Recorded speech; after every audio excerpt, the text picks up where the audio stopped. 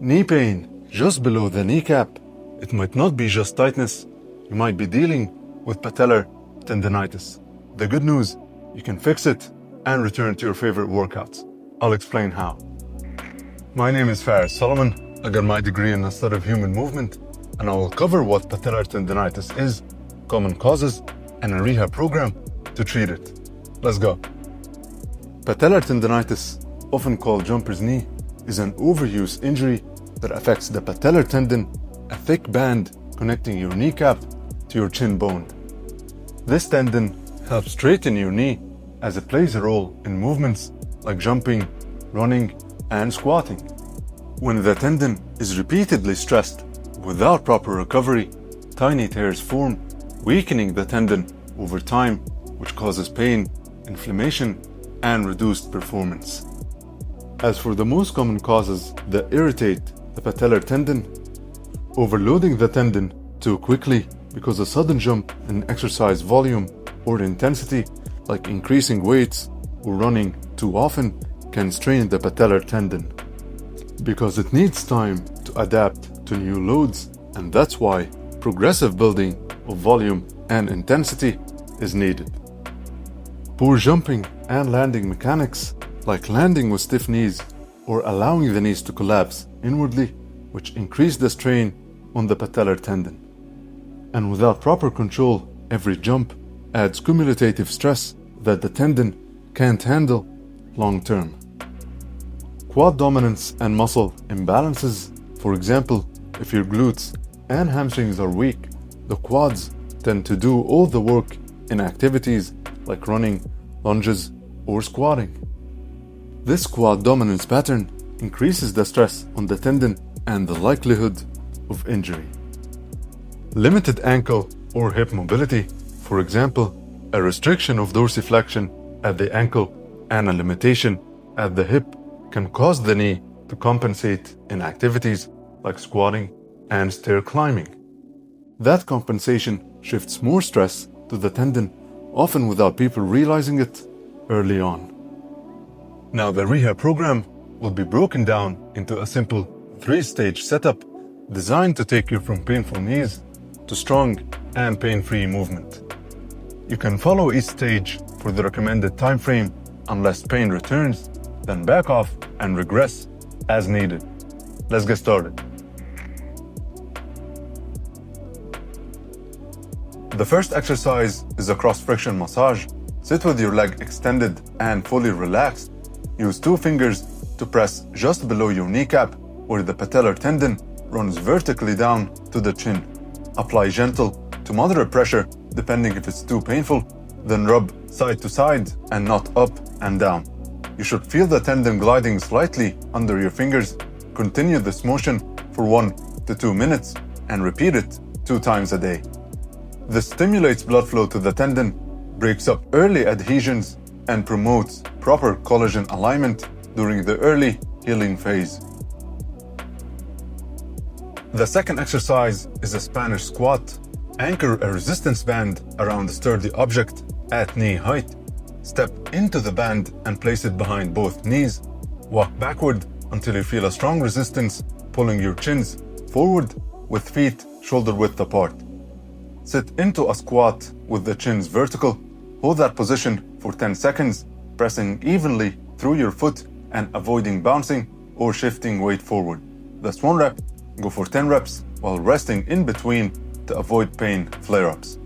This allows the quads to activate without compressing the patellar tendon to provide a safe, pain-relieving load that kickstarts tendon adaptation.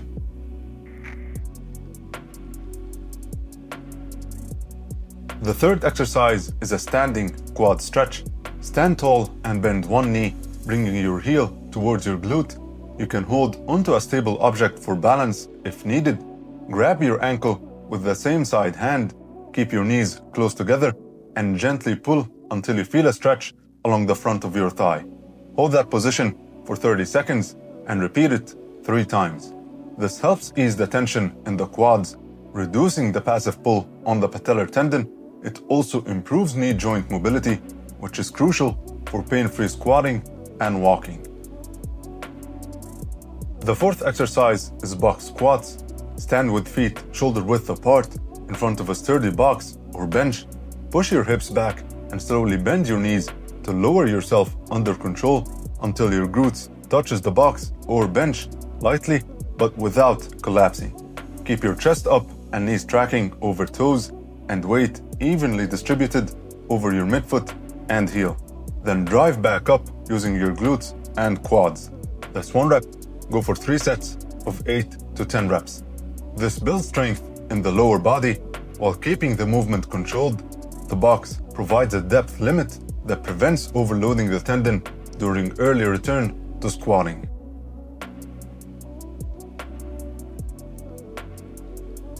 The fifth exercise is reverse lunges. Stand upright with feet hip width apart. Step the unaffected foot straight back into a lunge position. Lower down until both knees are approximately 90 degrees as your front knee stays over your ankle, not collapsing forward or inward. Push through the front heel to return to standing. Keep your torso upright and core engaged throughout the movement. Repeat for 2 sets of 8 to 12 reps. This strengthens the quads, glutes, and hamstrings while also enhancing single leg control and balance. The sixth exercise is skater hops. Start by standing on one leg with a slight knee bend. Push off laterally, jumping to the other leg and landing softly with control. As you land, hinge at the hips and slightly bend the knee to absorb the impact.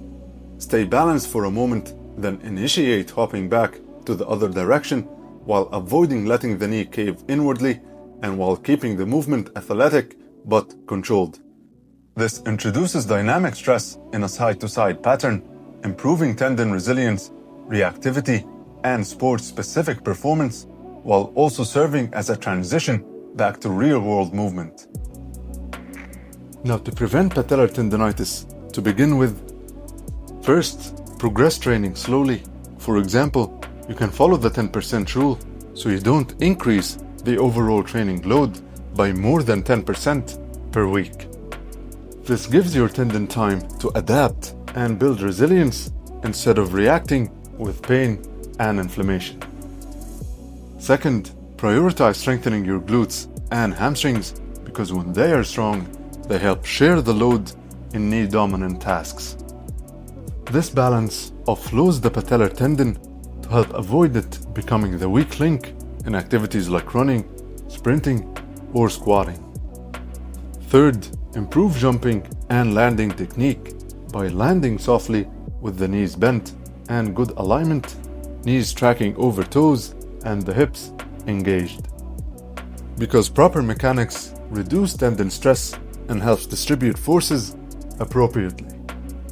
Fourth, mobilizing the hips and ankles by regularly stretching and activating them to help allow proper movement mechanics.